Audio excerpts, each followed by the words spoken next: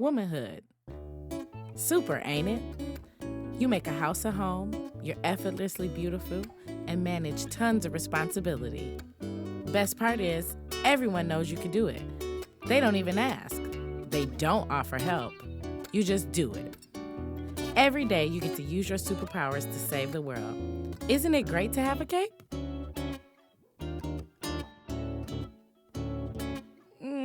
I'm over it.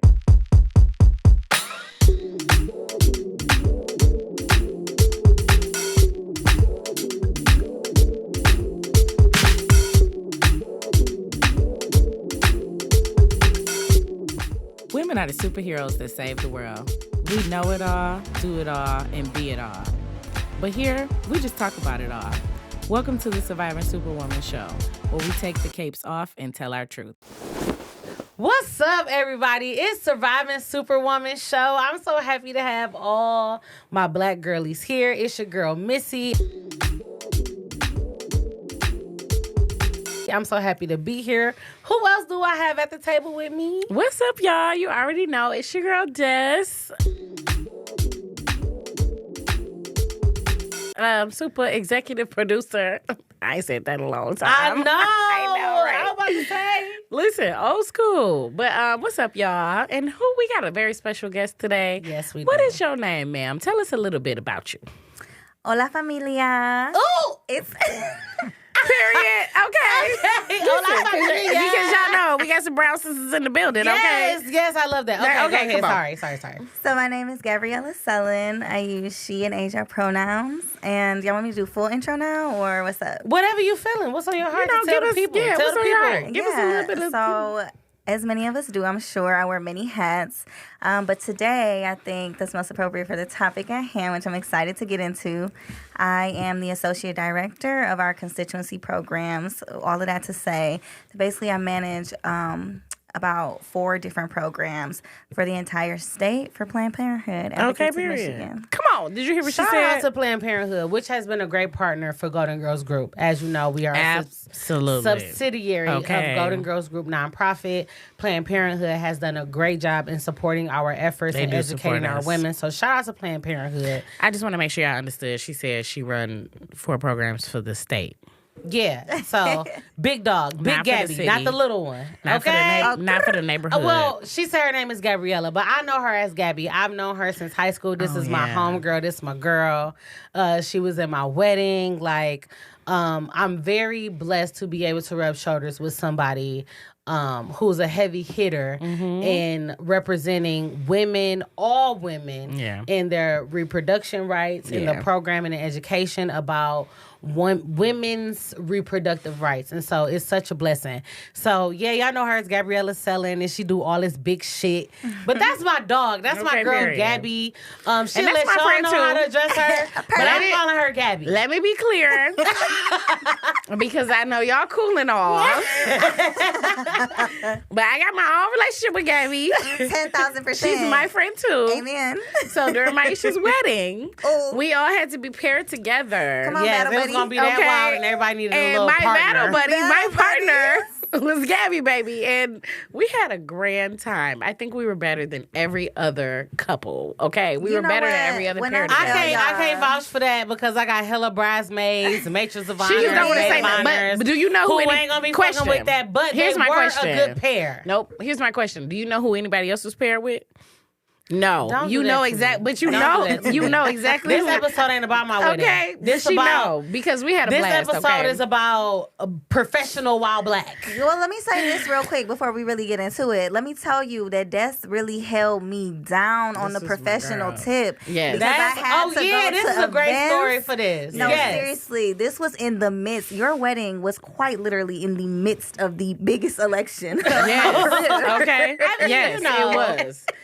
And I was stressed, child. If I don't make a to go. splash, what am I doing? It's like, no. When Obama was here, I literally had to do a President Spanish Obama. interview. Yes. I had to go see him at Renaissance High School. Like, I was still working. I Going to feel get that. coffee with In Des. the middle of the bachelorette And party, y'all. trying It was to a maintain my 4-day sanity. bachelorette party. First of am all. I the drama? It was a 4-day bachelorette party, and my baby could not get up to go see Obama. I'm like, sis, but that's- we going to get this coffee baby, we gonna make it because That's the it's beautiful Obama. thing about being professional while black, because the intersectionality of it all. Absolutely. COVID changed a lot of things, but at the end of the day, I think everybody's able to do this to a certain extent, but black women specifically are able to layer things up, even if it's going on at the same time. Yep. My homegirl was, like she said, going through a big ass election. Yeah. She was still a big, vital part of my wedding, sure my was. bachelorette party. She did not miss a moment. Nothing. And still Nothing. went and held it down. Baby. Wherever she had to go hold it down at. Like, that is We crazy. did Players Club theme night, Oh and she my woke God. up the Don't next be spilling morning. the tea. Don't be spilling She the woke up the next secrets. morning and put on her blazer and turned into Gabriela Baby, Sullen, I don't baby. know who that was. We went and got that coffee. We had to go find a coffee shop in the middle of the hood. We was like Which, riding around. Shout out to Rosa. Shout out to Rosa best Detroit. coffee shop. Like, it was the black, cutest black thing. owned. Yes. Beautiful. It was the cutest Yes. thing, and we So found cute. it. Mhm. Like, we just discovered it on some up early. I can't be messy and tell y'all the details about the night before. But what I'm It going was to say bad. about the night before It was bad. is that we made decisions that did not benefit Gabby when she At had all. to take care of business the At next all. day. And I but had that to get up. business still got taken care of. It did. I had to get up. Y'all And wouldn't do I'm my baby grateful like that. because you did not have to do that. That low key goes against everything I stand for, because in my mind, when you put some shit down, you're supposed to put some shit down, but you couldn't put it down. So I Right. thank you for stretching yourself because it's not expected, but it's respected. You She know did. what? I'm She not did her gonna girl. hold y'all. Thank I don't you. even know if I told you this because I was just like, it's your wedding, it's your day. I did not think know. The next day, I got in trouble. I was so exhausted from running around and doing all the things. I was like super late to this very important meeting.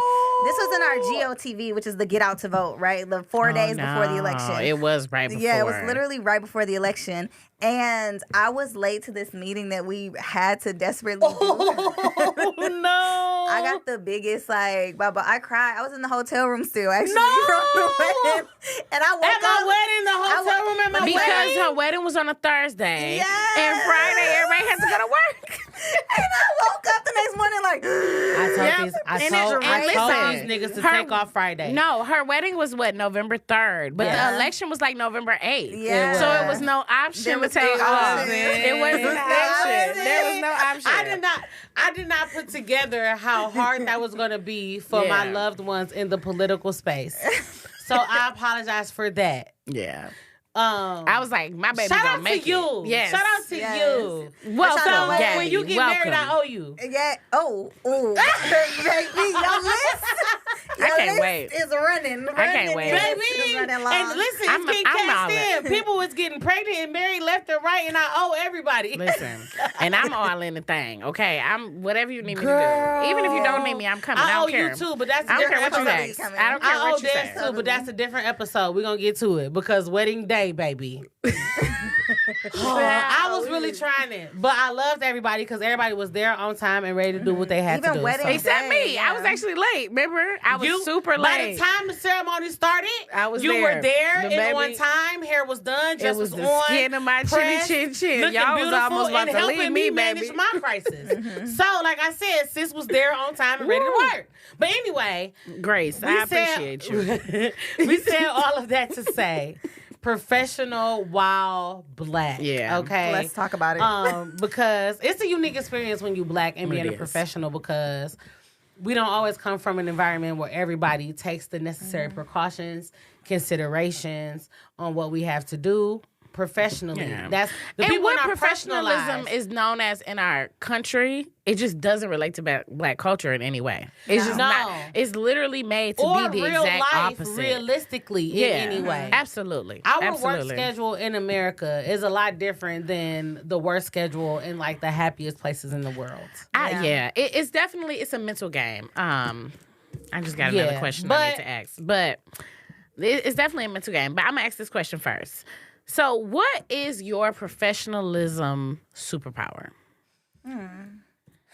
Well, as you guys know, I'm gonna start first. As you guys know, I'm an attorney. And so my professional skills are very much specific to that. Not all of them, but I think my superpower is very much specific to that. I think my court skills, what I bring to a courtroom is my superpower. as an attorney, I don't do everything perfectly. I don't think that there's an attorney who does everything perfectly. But when you hire me and you expect a zealous advocate in the courtroom, I think I am exactly that. I have been honing my court skills for a long time, even before I went to law school. So when it comes to my superpower, I think that's it, 100%. Okay. I love that. Gabby, what's your superpower? Professionally. I would say the ability to pivot. I think my dad really imparted on me like this really big one, and that was when I was at Johns Hopkins, right? And like this was like my dream at the time.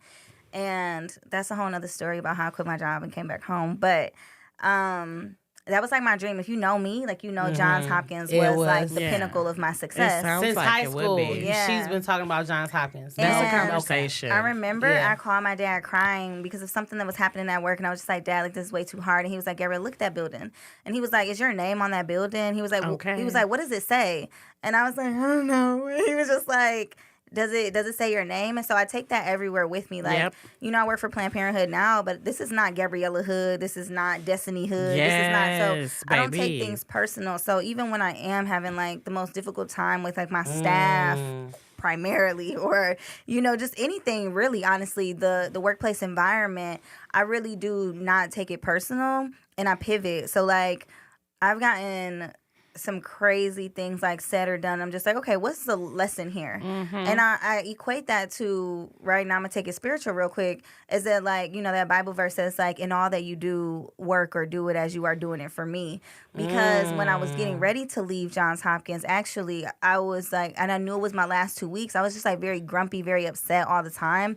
And I was like, Gabriella, like, what are you leaving here with? And I was just like, oh my gosh, like you're leaving, bro. Like you're going on to bigger and better things. So it's like, what do we really have? Absolutely. So kind of like that ability to like pivot, not take it personal, and just, you know, get what you need to get from there. From where you are. I love You know that. what? I received the fuck out of that. I hope so. I received the fuck out of that because I am going through some shit with my job right now, and I am not happy. My feelings are hurt. I am 100% disappointed by the way things were handled.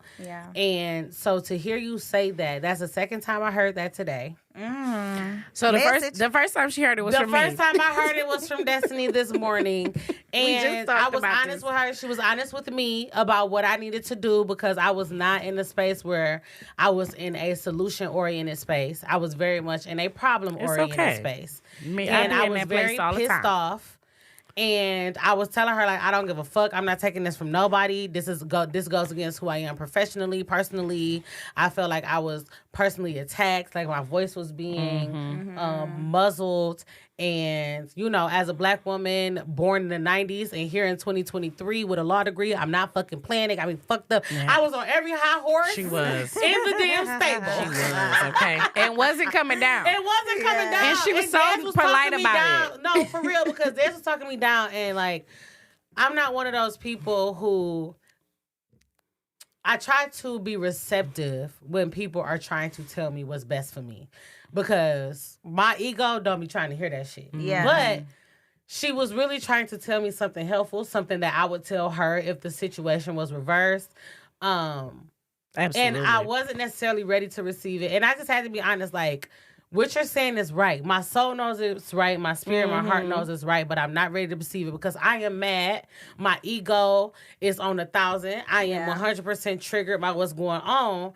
And I know you telling me right, but the space that I'm in, I'm just mad as hell, and I'm ready to go in this bitch and start shit. I'm ready to be petty. I'm ready to do all the things. But what you guys are saying is true. Yeah. And I think that's the power of genuine friendships as well. Yes. Because we were on the phone like playing tennis. Like, it was back and forth. Like, she'll say something, and I'm like, yeah, but... And then she like, yeah, but I don't give a fuck. And I'm like, yeah, but I don't give a fuck. And I'm like, so I wait 20 more minutes. And I'm like... that's just what my then I bring it back up. Yep. But I appreciate her, because at the end, she was like, you know, I know you're right. I just don't want to listen. And I was like, touche. Because you have every right to feel how you do feel. You know? And those matter too. But you know what I'm always do, I'm gonna cry and. Okay, both Okay. and. Yeah, I'm every gonna time. cry and I'm gonna turn up. And that's exactly what she was telling me. Because she was do, on her 'cause way she to was- work. I was like, do not go in there acting a fool. Like, I just need you to not go in there and show out today. Like, let's evaluate it. Let's figure out what we need and we're out gonna of talk it. about it later, but it's just like my profession and the personality type that's in my profession. Yes, it is. It your leaves a profession. lot for interpretation when it comes to how you should handle certain situations. When it comes to respect, advocating for yourself, speaking up for It's yourself. such a line. Because you literally take an oath to be a zealous advocate. And you advocate for everybody else. And when things happen to you, even though it's hard, as a principal, you automatically want to go to advocating for yourself. And sometimes it's not just about being right. You can be right all day. But are you being strategic? Absolutely. Are you being 10,000. smart? Absolutely. Yeah. Are you getting what you need to get from this experience? And so we're going to Absolutely. talk about it later. I don't want to do it too No, I early. love taking a good. pause. But Yeah. all I was saying was that what you said resonated with me. It's the second time I heard it today. So that obviously means that God wasn't saying what I thought he was saying. He said what y'all saying. We talked about what God was saying because too, I and we can tell disagreed what I what thought God. God was saying, We too. disagreed on what God was saying. I was like, no, God don't play this shit. So if it happened, he must want me to walk out that It was a motherfucker. whole debate about what God is saying. Like it was a Yes, thing. great. Yeah, so we're gonna talk about But it. that's but okay. But Okay, there's wait. beauty in the pause, though. Yeah. To your point, like, and I feel like as a lawyer, like, you could really, craft your argument, You your see what I'm advocacy saying? 'Cause when I you was take a ready for pause smoke. and you come back. Also, She wasn't it trying gives to you pause, time baby. to like really like do it in a tactful way, like you were saying. Like, Right. yeah. yeah. Anywho, because Sometimes I ain't people even will about to make go you there feel with like, her. no, wait, real quick. Let me tell y'all this. Sometimes people will make you feel like you need to respond right then and there. Or Absolutely. they want you to turn up right then and there. But that's because they want a response. Yeah. No, there is beauty. Like, I have been recently reminded so many times over, there is beauty in, first of all, you have every right to take time and think something. And you have every right to go back and change that thought and come back with some new thoughts, Absolutely. too. Yeah. Yeah. Baby, the whole internet needs to hear that. But No, for real. we need to make that a clip. No, for real. No, I'm Y'all heard? no, so my superpower, I truly believe that my superpower professionally, which is so funny because I'm not good at this in my personal life, but professionally, my ability to stay calm. Like, everything can be hitting the fan, okay? Yeah. My supervisor will be going batshit crazy, and I'll just be staring at her. Because, girl, I don't have time. Yeah. And, I don't know what it is, but, And I'm going to blame it on my experience working for Child Protective Services straight out of college. Yeah. And so everything has been hitting the fan in my face before. And so, we don't have food at the program. I can work that out because, baby, I done took some kids out of some homes. Like, that ain't nothing, you know? Right. So yeah. my ability to stay calm, and I think a big piece to that is that I don't, which is funny that I got a podcast and all these other things, because I don't speak professionally unless I absolutely have to. Because I can't give too much. I just can't. Like, I gotta wait. Yeah. I gotta evaluate the whole situation. Like, I Yeah. love being a social worker because we were taught to assess and evaluate. And so I gotta assess every inch of this room before I give you. And you can evaluate the what you It's asking giving me for. boundaries. Yeah. And I love that. Yeah. I love Yeah. that for you. Oh, big boundaries. Like, baby, social workers, I Big love boundaries, not being the a little ones. Not the little ones. Okay. I absolutely Big boulders. love being a social worker because if it didn't teach me nothing else, the boundaries, baby, because we are in people's personal life all the time. So I have learned how to navigate other people's personal life and my own. Yeah. Because I have to stick my hand in people's everything and swish it around. And that's always uncomfortable. So I've had to learn how to respect other people's stuff. And in turn, it's taught me how to respect mine. I That's love good. I that. love And I that. absolutely love that. Thank you. I love it. Okay, so next question, real quick. You only got it 30 Real seconds quick. each. All right. What's your kryptonite? Your professional kryptonite. So what is your thing that just kind of mess you up? I'm flighty as fuck. and it's out of my trauma. So professionally, I've experienced a lot of trauma. First of all, I went to 2 private PWIs for school after high school. And then I became a lawyer, which is predominantly white male. And so I've dealt with some pretty bad experiences when it comes to being a lawyer, being educated in the lawyer space, and also being a young associate looking for mentorship and guidance and things like that. I've been traumatized. People who did not want to pay me, people who wanted to treat me differently than everybody else, people who wanted to token me, people who wanted to accuse me of things that weren't happening, me not having a voice, all these things in the workplace. And so it's gotten to the point where as soon as I see it happening, I'm ready to get the fuck on and find another job because I'm, the thing I keep telling myself is I have the same degree as these people. And these people don't get treated like this. I'm treated like this. And I'm not going to be in a space where I'm coming to work and I cringe every day walking into this space where I'm on high anxiety because I feel micromanaged and untrusted when I know I've been working hard to prove myself. Like all of these things. So I've been traumatized, and so my kryptonite is that I'm unhealed from those traumas. Okay. And that's the truth.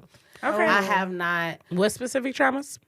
My voice being silenced, feeling like I don't have a say so, or just feeling unheard. I don't the micro and the macro aggression. Yeah, like I don't necessarily have to. Nobody has to be obedient to me, but my experience needs to be heard, considered, and it needs to matter, and it has not. Yeah. Up until this point. Yeah. And then also not being paid what I'm worth. Like, so, going to a job, giving my all, and then coming home wondering how I'm going to eat. Yeah. That's a thing for me. And I've been traumatized like that a lot. And then lastly, not having proper mentorship. People who want to use you like as a robot but don't want to teach you what it takes to be successful. And, gatekeeping is a thing, but it's not even necessarily gatekeeping. It's just like, I need to have a space where I'm comfortable asking questions. And I've been in a space where I have not been comfortable asking questions. And I've been traumatized from that too. So my kryptonite is that I have not found a way to heal from that and then morph that healing into strategy. Gotcha. Gabby, what's your kryptonite? Wow. I resonate with all of that. And I think more so what I resonate with for me, where it makes sense for me as far as my kryptonite, is like that imposter syndrome because of being invalidated for so long. But I think really the overdoing it in the boundaries, right? Like I'm going to take it back to boundaries. And I think because we are always told like you have to work twice as hard. Like, no, you do not. And in fact, there's a study.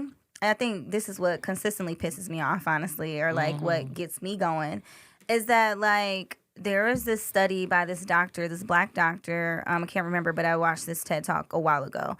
And he said that for women of color in particular, you could have a PhD, you could do all the right things, but you still have the same life expectancy as our white counterparts that only have graduated high school because of these things, because we have these extra stressors, because I'm always worrying, because I'm always trying to work harder. And, I'm quite literally, I'm done with it. Yeah. It's not serving us. It's not. And rest is really what I really want to be my superpower is rest, right? Me too. Me too. And not my kryptonite, That's why I right? took today off. Yeah, and I think like we feel like sometimes like our kryptonite is rest. No, like that is your superpower because you cannot be your best self if you don't take that. Yeah. So take that power back, but I'm still struggling there. Or better yet, I'm finding balance there. Okay. I'm not struggling anymore. I'm not quite drowning. You know, I done found a paddle. We done found a wood, but we don't got a little canoe yet. So. I got you. Yeah, that's fair. What about you, Des? So my kryptonite is my ego. It is my ego. That was my second one. It's my ego, and I'm learning. I'm very proud of myself over the past maybe like 3 months. Like it ain't long. like it's been like 3 solid months. Reinvent yourself every day. Sis. Okay, every day that I feel like I have been really identifying. Like, okay, this is the ego thing. Because. At least for me, and I know, having a master's degree ain't nothing new, but baby, in my world, in first generation space, I was one of the first that I really knew with a master's degree. And so you cross me wrong, I can just go find another job. Right. And it was quick, fast, and in a hurry. And so, my ego will get me places because it's kind of the same. Like you said, I have the same degree as this person. I have the same experience. I have all of these things.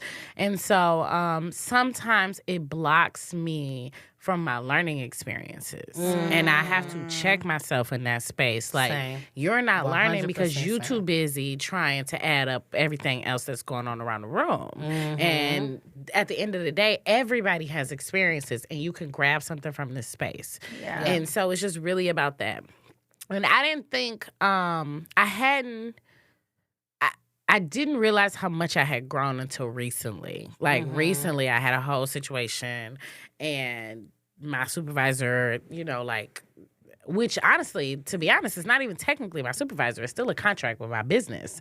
But I was basically told, like, no, you can't handle this part of it because you're not qualified. I've not been qualified for something. I don't know when the last time I wasn't qualified for something. Like, you know what I'm saying? Like, excuse Usually me. our problem is overqualification. Yeah, like when we struggle with perfectionism and stuff like that, our issue is usually overqualification. Absolutely. And my perfectionism and my ego was like beating down the door. Like, excuse me, you know who I am, you know what I got, you know what I do. Like, do you understand? And what I've done. And what I've done and what I plan to do. And what I know will happen. And what I do for you and every what day. I'm capable of. And what I provide every day now, today, in recent time. Too. You know? And I was really, you know, but I was able to check myself this time, and usually I need an outside source. Like, usually somebody else got to tell me about somebody. Look at growth. I checked myself, and I'm learning a lot. I learned a lot, and I'm really, like, on the brink of some really great things. No idea where it's taking me. It won't do what I wanted it to do specifically, like, but it's going to do something. So, waiting to see, but it's my ego. Well, not to say I love that for you, but I love the growth. The identification, the growth, and I the appreciate honesty. that. Because flowers. You know. Thank you. A lot of people don't talk about that. My ego coming back. Yeah, black women per capita are the most educated and the most progressive group. Yeah. Period. Yeah. But people don't talk about the other side of that it comes with ego. It comes with trauma that also still needs to be checked. Yeah. Yes, we are the oppressed, but that does not make us always right. Yeah. And sometimes we have to know how to navigate, or sometimes we are right. Yeah. And you have to understand time, place, manner. Yeah. And to be clear, my ego exists because I'm not even a big egotistical person. Yeah. But my ego exists because there was so many times in the journey that it was the only thing that got me through. Yes. It was the only reason I'm here today with what I got, with who I am, is because sometimes my ego was the only thing to push me through the times when I was the only black girl, when I was the only girl that in poverty, when I was the only girl, period, who didn't quit. I was, sometimes like a lot of times you're the only one who didn't quit because you had balls, and now you like, I don't know if I'm gonna let go. I want to hold on to my balls. It's got me far. My balls, or I just simply don't want to be embarrassed. I'm not even gonna hold you. Like, it was sometimes that it was like, is a thing. I've gotten this far, I can't go back without it. I cannot go back without the win. And and this might be another episode, but I think also social media feeds into our professional egos. But because the thing is like every I had time it before this, but but social media makes it worse because every time you accomplish something, or you know what I'm saying, or every time you make another step or you grow. If people don't see it on social media, it don't count. It's not It's not real. It's not actually happening. And so your ego gets involved because everything you do, you feel like you have to post to let people know who the fuck you are. And then when you feel personally, internally that you've fallen short of that, you don't like. Sometimes it's hard to know where to go after that. So that's something else I'm working on too. My ego is rooted in. This is gonna I hate this, but it also does it makes me chuckle a little every time. I always say I come into the room with the ego and the ego and the confidence of a white male. Absolutely, because they don't even know. They don't first of all, they're underqualified, applying for all of in every position. Very mediocre, but they apply. They Every go in there. position. Why don't I do that? But I do now. I cannot I do. I'm tell always you. gonna ask for the raise when I'm negotiating like a new position. I'm always going to ask for a salary increase, whether I get it or not. Yeah. But I'm always gonna do that because I'm getting myself comfortable and Yeah. acclimated to using that level of voice Yeah. and that level of Or delusion. audacity. The level Like, of I need to have caucasity. audacity. Because Caucasity. The thing Caucasity, that okay. Let me look at any black girls in this camera, and I need you to understand this. Being humble is very rare. That being humble, rolling over, being a people pleaser is going to get you the raise and the position and the title that you want. Okay? Because you can go to work every day. You can be the first one there, the last one out. You can try to meet everybody's needs. You can do all of these things. And those are beautiful things. And even as somebody who works for our nonprofit, and all of those, like, all of those things are great. But at the end of the day, results is what's going to matter. And so you need to figure out a way of producing results. And sometimes that's not being the first one in, the last one out. Sometimes that's getting your rest so you can actually bring to the table what you actually have to offer. It's the both versus and. overworking yourself to Yeah. kiss somebody's ass. And let's be clear, the results, I'm going to take it back to is your name on the building, right? True. Because True. and I would say I didn't learn this until I really started to have to run Golden Girls Group. Like having to run Golden Girls Group got me together. And then having to do that in that space and then go in other spaces where I'm not the actual leader. Yeah. Like I've had to learn. So a couple weeks ago we put on this amazing like event. I've been like hopping around the entire city, teaching kids about racism, systematic issues. We brought this author, all of these things. And my boss came in right before it started and she was like, I don't like none of this. Like went on this rampage about all the stuff she didn't like. And baby, I was heated. Not even gonna lie to you. Not going to lie to anybody. Like the fact that my whole team knew it, like my whole team. Ain't it don't it suck when you think you just great and they come and shit on Baby, everything I've been working you on this for thought? 3 months and you my walk in and you don't like God. nothing. Move the chairs, move everything. Good, sis. Ooh. Listen, I turned around and walked out of the room. I feel that. Like afterwards, I one of my feel coworkers called me like, girl, you disappeared. I sure did because, Sometimes you excuse have me, to. Because I was Sometimes ready you to quite set this literally bitch have off. I was to. on my boosie on shit. fire. I set this bitch off. Okay, I was in there like, You want to talk your you want to Right, run your mouth? okay? it was a moment for me. It was really a tough moment for me. I was like, Yes. stuck. Like if Yeah. it was a camera, I would be looking in it. Like this got to be I got to be punked, right? That's how extreme it was. Yeah. But I went and found me Right. an empty room. That's exactly like it was literally like I have to be punked right now. Yeah. But I found me an empty room and I had to have a talk with myself because at the end of the day, yes, my name is on this, but her name is on this. Her name is everywhere in this space. She developed this. I developed it, but you know what I'm saying? Like, she created, she got the money. Like, this is her shit. And even though I have a pivotal role in making this work, and I am extremely important in this web of things, this is hers. It's not mine.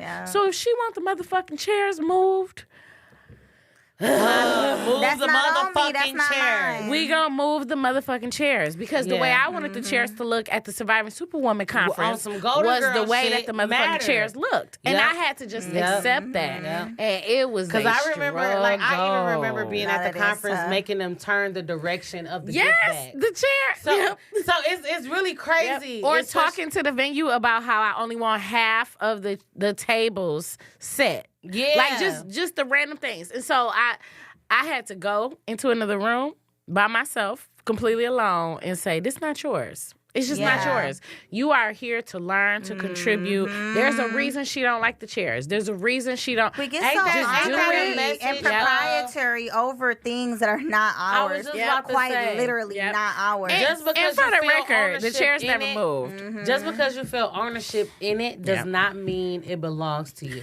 Or And it that's has a to take pill you to- there. That's a pill to swallow. Yes. Because at the end of the day, you know what I mean? Her name is on it, but my name is still on it. Like, everybody in the space knew who I was, what I was doing. I talked to the author. He, you know what I'm saying? Yeah. Thanked me, shook my hand, texted me later.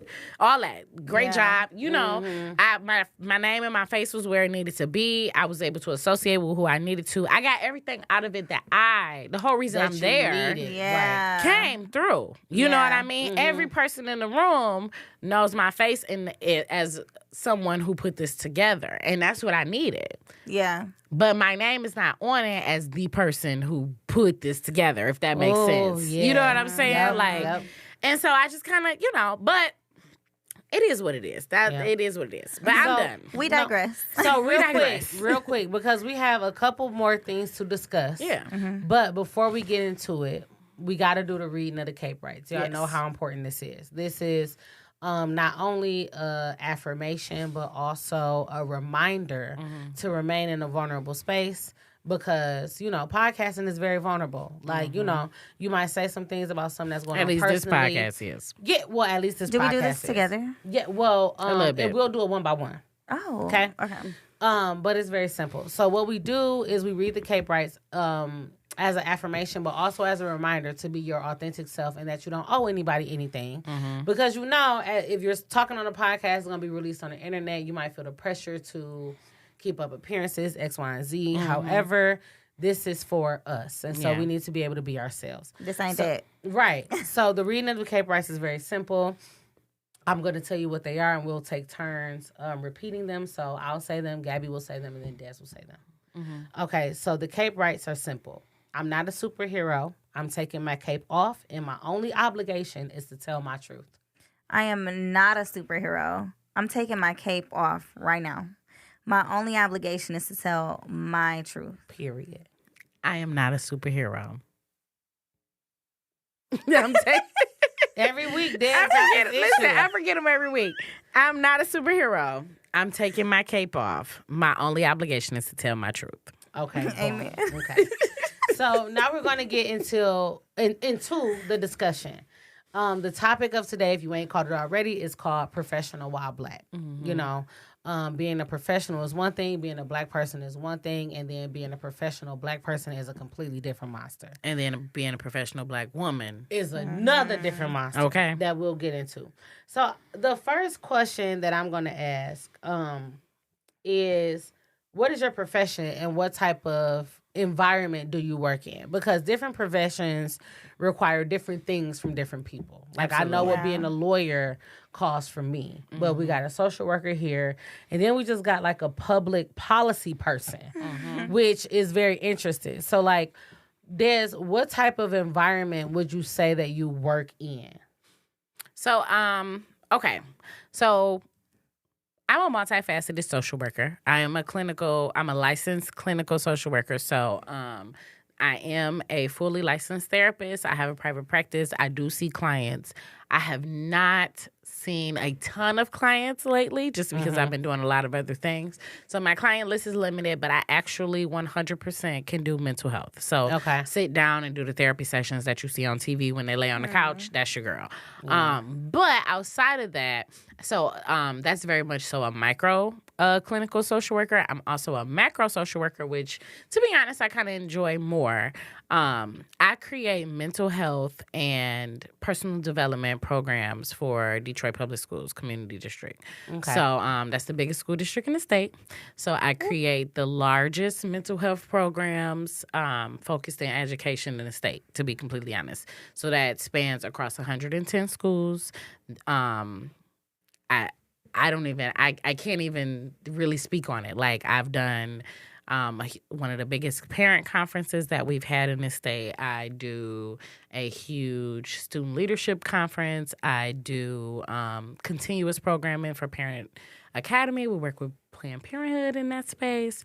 I do tons and tons of things. So I collaborate with over 200 different community organizations in the city, and we deliver free programming to all of the parents and community members in the city. So, yeah. Okay. That's the only way I can really. And so, like, what I don't type know. of personalities do you work with? Because I know, Everybody. like, I'm a lawyer, so everybody think they know everything. But Everybody, child. So I work with volunteers. We literally work with the volunteers. We work with pastors. We work with community boards. We work with the government. So we y'all work people. So I work with every level of people and stakeholders that's related to the education world. okay, So everybody. So that goes all the way up to the governor. like from parents to the governor, all the way to the parents. Yep. Social, to social organizations, to students. To, Like the other day, I had a meeting. So you work with every damn body. Yeah. Pretty much. Like I had a meeting the other day. Like I had to present at the board meeting doing mental health programming to talk to all of the community about the importance of mental health. But right before that, I met with this small group of early 20-year-olds that's just starting a nonprofit and they want to be placed in one of the schools. And so it's literally from everybody in the middle. So, oh my goodness. People. More power to you. I absolutely love it, but people. Shit.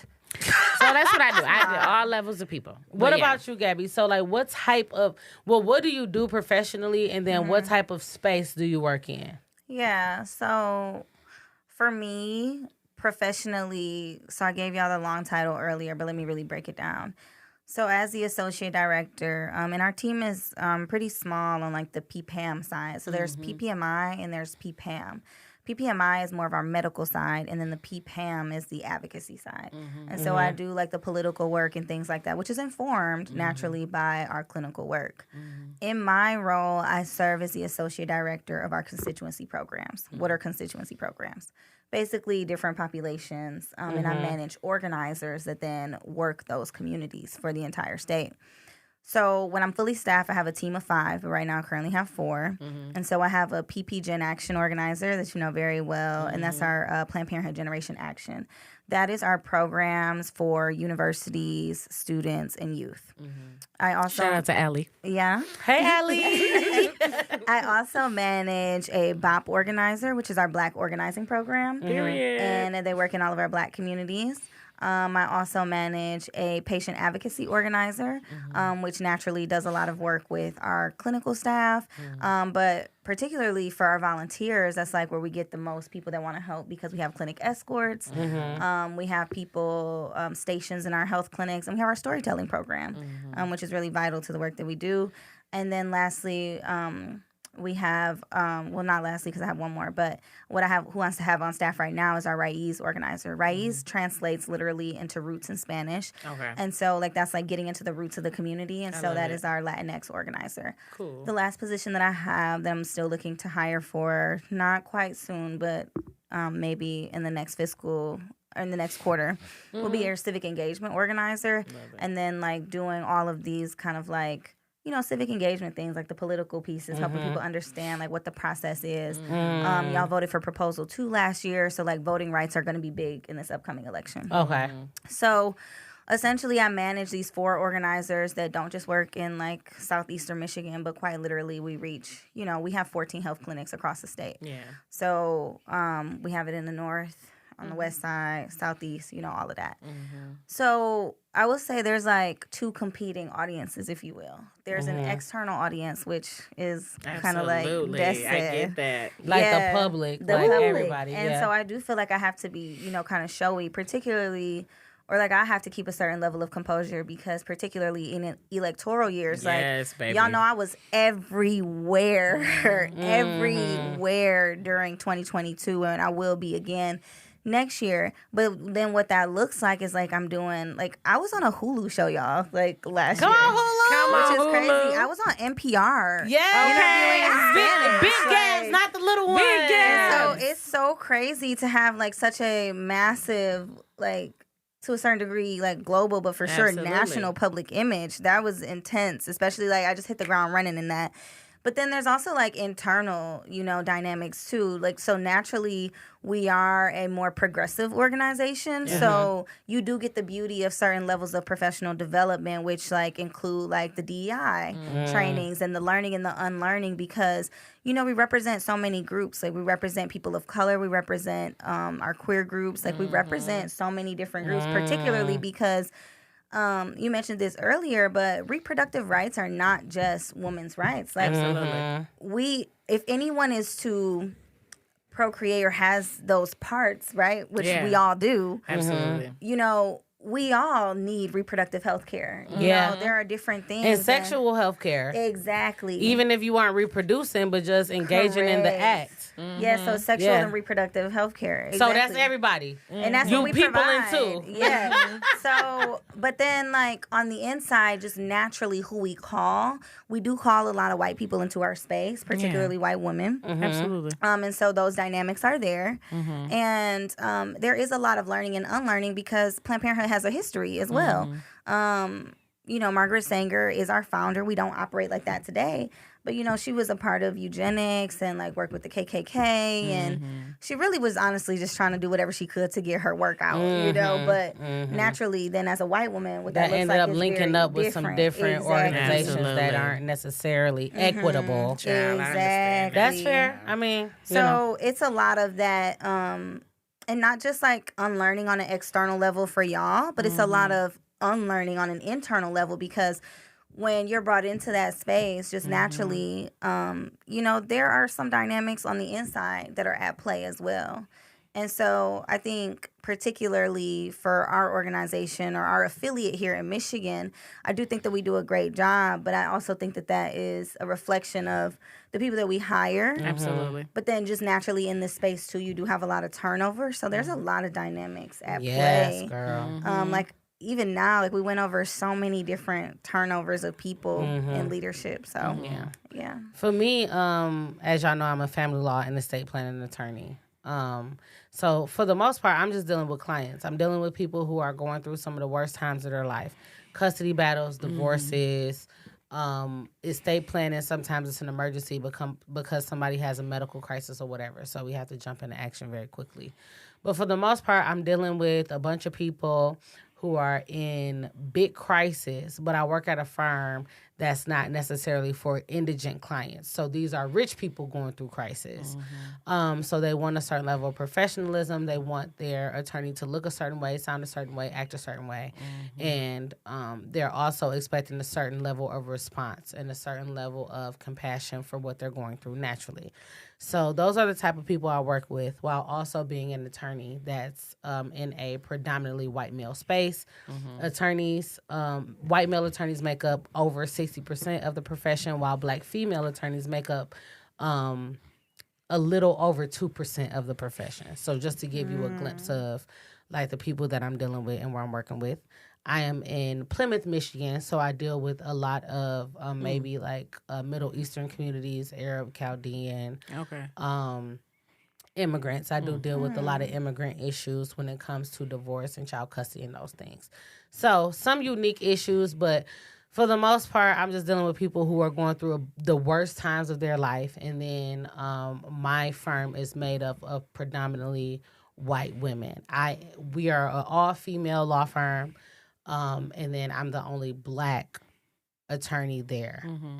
Some of my partners have a little touch of Middle Eastern roots, but for American purposes, it's like a predominantly white female law firm, and then I'm a black female attorney there. Okay. So 30-second responses. What is the biggest struggle in your day-to-day as a professional black woman? I would say passive aggressiveness is one of the biggest struggles that I deal with. A lot of times people who are going through these issues, and even the people that I work with, it's just, everybody's not able to handle direct confrontation. And then when it comes to handling direct confrontation or direct issues with a black woman, people have preconceived notions on how they want to handle that. And most of the time, their way to handle that is to avoid it because they have this notion that black women are angry or aggressive or that we are unreasonable and can't be talked to and all these things. So the biggest thing for me is passive aggressiveness, especially as a very direct person. Passive aggressiveness is a very, very hard thing for me to navigate. I'm not going to lie. Okay. What's yours? I would say probably the advocacy piece. And what I mean by that is just like being really intentional about like external advocacy that we do. And really where it shows up is like in spaces on the day to day where it's like I'm constantly having to advocate for others while still having to advocate for myself. Absolutely. And while still having to advocate for my community. Which, when we talk about liberation, we are not free until our most marginalized are free. Absolutely. And so that shows up for me every single day as we look at how we strategize and go out into the world, and then how we'll do that for our marginalized communities, and then how that affects me while doing it too. And real quick, you represent more than one marginalized community. Yes. Because we, at Golden Girls Group, we hear about our women and our allies, and so just tell people about what communities you represent personally. Yeah, so I'm Venezuelan and Black. I'm actually a first generation Venezuelan too. So I'm a child of an immigrant parent, which is a very different experience. Yeah. And I realized that recently, being a part of a woman of color leadership cohort that I was a part of. And it was such a beautiful experience because normally when you think women of color, you think Black and brown. Sometimes you just think Black, but sometimes you think Black and brown. But this group had like Asians in it. Yeah. It also had like some Indians. And so it was really nice to have these like kind of like children of immigrant parent conversations. Yeah. And I was like, oh my gosh, like, yes, me too. Like, wow, I hadn't even realized how much of that was a part of my identity. Yeah. And so that's kind of where I come from. And then just naturally, like growing up in Detroit, I'm a Detroiter from Detroit on the west side. And we do have Mexican Town, but I mean, I didn't. Black as hell here. Yeah, and I didn't go to Western. Yeah. I grew up predominantly Black, so I do identify a lot with the Black experience. But the Latino experience is not that off, but it is very much so rooted in me and how I was raised and how I grew up. I spent my holidays over there every single year. Yeah. And so, yeah, that's where I'm kind of coming from today. Okay, that's fair. it. I just wanted to make sure we pointed that out because the show we have, people will assume that it's an all Black woman perspective. And looking at you, people might not necessarily know that you got some, first generation roots, some Venezuelan roots. So I wanted to make sure we gave honor to that too because it's very important in your perspective and in your experience. I think my biggest struggle in the day-to-day, so mine is a little different. I work for the biggest school district in the state. It's also one of the biggest urban school districts in the country. I work for all Black people. Let me be like, and it's a beauty and it's a curse. It's a gift and a curse in a lot of spaces. But my struggle in the day-to-day, to be honest, is the perfectionism. Yeah. Just being real. Like, the expectations are just never realistic. And I think that's because we are Black from the rooter to the tutor. And that's just what it is. And I think that, we got to save the whole world. And so the struggle on the day-to-day is that I know when I start the day, my to-do list is not going to be done because it absolutely physically cannot be done. Like, you know what I'm saying? It's just impossible. But you still running into that. And so it's about managing my expectations of myself and being able to say, well, you did a good job today. And you couldn't get it all done, but you did something. You know what I mean? You did something. You impacted these 100 kids. You impacted these parents. Or this one kid. One. I agree. One. No, that's good. No, you're good. I was gonna say I actually have a question stemming off the topic of just like what's like the biggest things and like biggest struggles. But what would you say is your biggest struggle to date, and how did you manage it? Like, we talking about the day-to-days, but like, what was like the big one? Mentorship for me. Finding mentorship that understood where I was coming from and understood where I wanted to go. Because you can find people that understand the law. You can also find people who understand being Black and female and professional, but finding the intersectionality between those and having the unique experience of trying to balance that is always hard to find. And that even sometimes mean reaching outside of that network. So they might be, in the legal community and female, but not Black, or they might be in the legal community and Black, but not female, or they might be Black, female, and professional, but not in the legal community. And so a lot of things, it's hard to find people who are in your community when you only make up a little bit more than 2% of the whole population in the country. That. Yeah, and also like, what are like your if you can't find a perfect mentor, what types of mentor then do you look for to kind of like fill those gaps and make a whole? I'm still figuring that out. I don't have the answer to that. And I think maybe the answer to that is having multiple mentors and not putting your eggs all in one basket. Because there are some problems that will resonate with one mentor that might not resonate with another. And the solution to those problems from any of those mentors might not resonate with the workplace that you're in. Yeah. So, finding different mentors, finding people you relate to who understand you, and then on top of all of that, me just being I think I'm more ambitious than the average person. And so where some people might have pause, I'm putting on gas. And I need people who understand that, who are not fearful and who have, challenged the status quo in a way that they're not scared to hear what I have to say. That's a really hard thing for me to navigate because just being Black, female, and a lawyer is unconventional. But then when you have the nerve to have balls and when you have the nerve to want to take it to another level and sprinkle other things into it, it's hard to find somebody who understands that. Yeah. I'm going to have to connect you with my aunt. Look, this is sidebar, but she's a lawyer as well. And like really, I think, so I say that to say because I agree. You do have to have multiple mentors. And a mentor told me some great mentor advice one time, and I don't remember it all verbatim, but I'll give y'all some of it. One is that you can always fire your mentor, right? Like number one, you can always fire your mentor and don't feel afraid to do so, right? Yeah. Because people are there for you for different seasons, to your point, and like what you may or may not be going through. Two, the biggest thing that stuck out to me for this is like have your different mentors. But the biggest one is you need a mentor that is more financial based, that you can reach out to for finances as well. And so like if y'all never thought about that, please consider that when you're looking at mentors, because sometimes you might need people to put you into places. So like you might need a mentor to take you to the next level, but you also might need a mentor to fund you to the next level too. Yeah. Yeah, definitely. So for me, what about it?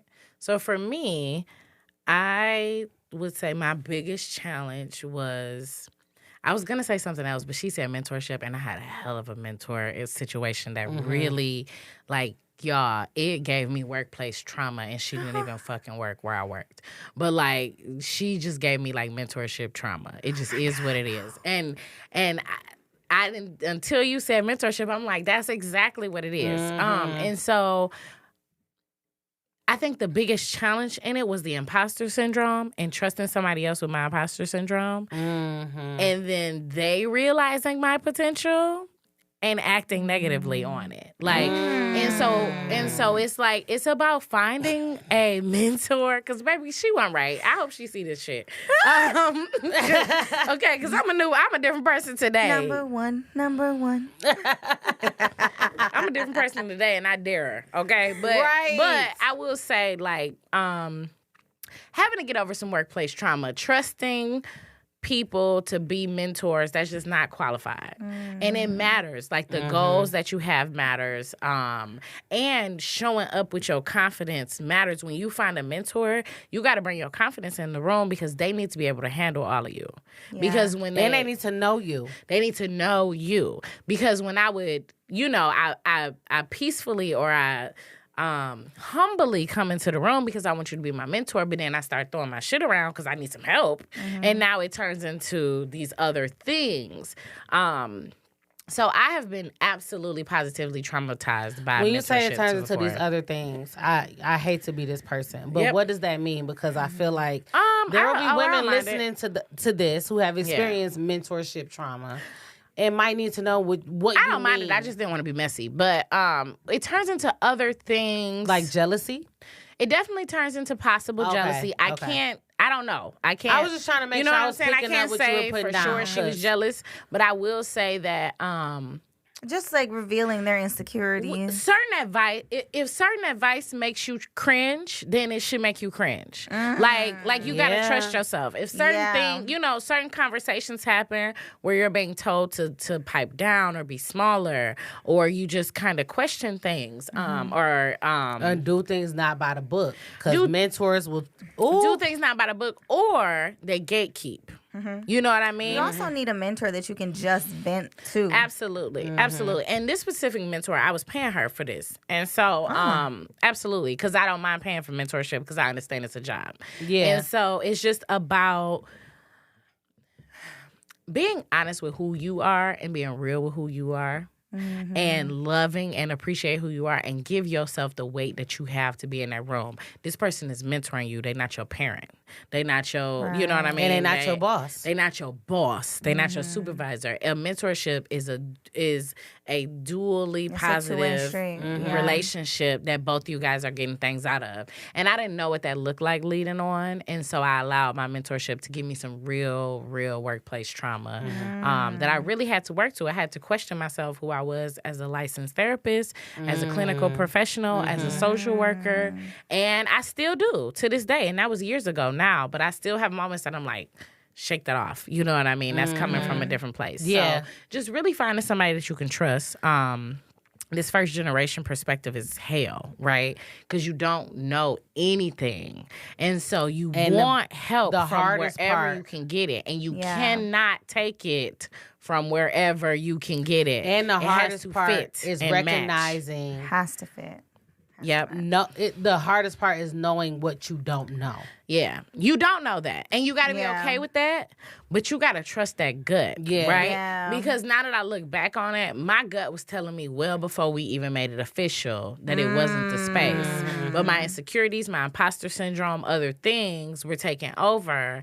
And, you know, I'm thinking I'm nervous about other things. And no, I'm nervous because at the end of the day, my best interest was never on the table. Yeah. So it's just about that and walking in your truth, because I have other mentors now who are wonderful, who like, you know, pop your shit, like they, you know, and they ain't saying that, but they are gearing me, they setting me up to be able to flourish, you know, completely. So that's my biggest thing, like the wrong mentor. That's good. So I think this is a good time to go into our next phase, what is Fantastic Four.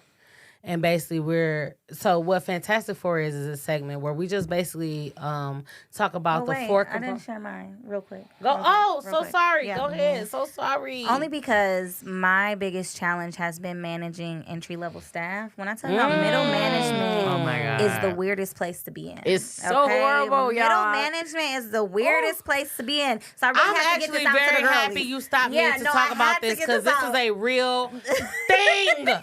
Mental Having a boss and being a boss is hell. Having a boss and being a boss is hell. MITTLE, mental management. Okay. It's hell. Help me, please. Horrible. But I think quick, right? Yes, quick tell lessons, us, right? give it to us. Number one is understanding that you are not a therapist, right? And so when people come to you with all these things, or if you are a therapist, they ain't paying you for it. Now that's my own little and mental note, but I'm just saying. The balance of it too is that, like, okay, realizing, okay, this is a therapy thing, and these are what I can help you with. But also, I think to the point of gatekeeping or understanding that is like imparting those entry level skills. Absolutely. Another thing that, like, my grandma would always say, like, remember, you were also 20-something and you was wilding out at work, or you didn't know these things. Quite frankly, I quite literally did not know how to take notes until I had a boss that was like, I like my notes like this and this is how we have to do it. And you need to put the next steps at the bottom with the initials. So that way you know who doing what and what they agree to do. So it's really like understanding that those gaps exist and people come into the workplace very fresh, especially when you in middle management. Oh my God. Managing. And they coming straight out of school. They coming straight out. They coming straight out of school. Maybe had an internship, maybe not. Yeah, so I had to get that off my chest real quick. No, shout out to you for saying that though, because it's very easy for us to point out the flaws in our leaders until you become a leader, motherfucking leader. And you realize how all encompassing, how I'm ready complex, for my next leadership level, how I didn't graduate. intersectional, like how hard it is. Like some of these employees are going to tap on your personal triggers. Like they're gonna be going through some shit that you done went through, and keep going. They're going to be going through some shit that you done went through, and you want to put your personal feelings in it versus the professional feelings in it, and it's hard to manage. So middle management. Shout out to middle management. Oh, my God. The best and worst place to be. I got to say this real quick. Go ahead. All of y'all leaders out here, I don't know which one is mine. I think it's this one. I think it's this one. It's I don't usually know. this one. I don't know. Leaders, entrepreneurs, I don't give a damn who you are. If you're leading people, I need you guys to take leadership classes. And sensitivity training. Real ass leadership skill Professional classes. development There is are key. books about leadership Shout out to the Management skills. Center. Shout out to the Management Oh my Center. God. There are skills that are really seriously created already. Like we're not recreating the wheel. So if The you want to be a Management Center leader, has free resources, free tools. I've on, literally Management shared Center. it with all of my friends because I've learned so much. They even do DEI courses, quite literally Absolutely. all of it. Actually, on every CEO and I send know, that link to us, and we will post it on our website. Will do. So every people will have CEO access I to know, I need you to take leadership training. Period. I don't care if you're managing one person. You need to take it. You will not be a successful business without knowing how to lead people. Period. That's just my thing. But let's transition really quick. So I know I've been saying 30-second responses. You got 10 seconds to respond to this, okay? Okay. So every show we do Fantastic Four, because you know that's one of our favorite superhero groups. So real quick, what is your Fantastic Four? Give me 4 things that make your perfect workplace. And you got 20 seconds to say it. Go ahead, Missy, Gabby. you go first. Oh, Misty, go first. Yeah. Okay. Sensitivity. Reasonableness. Lucrative. Mentorship. Love it. Gabby, what's yours? Yeah, I'm going to piggyback off the mentorship. I'm going to piggyback kind of also and pivot a little to grace and trust. DEI plus the B, because that's diversity, equity, and inclusion, and the belonging. Come on, belonging. Come on, belonging. Okay? on, And belonging. then the me write that last down. one is Because I'm developing our DEI really department. a cultural sensitivity to essentially cultural sensitivity. There we go. Okay, period. I absolutely love that. Mine is leadership, as y'all probably know. I'm gonna steal the trust. Trust is such a big thing. Leadership, trust, mentorship, and I'm gonna say professional development. Okay. A lot of it.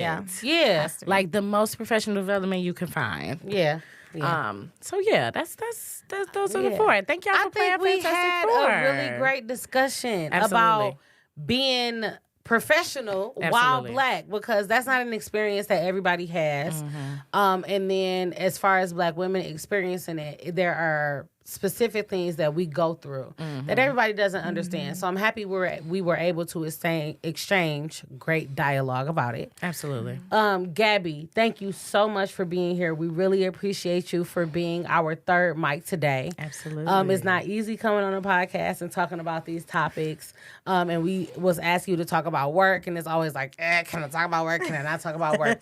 So I want to thank you so much for being vulnerable, taking your cape off, and educating other women and having this dialogue. This is amazing.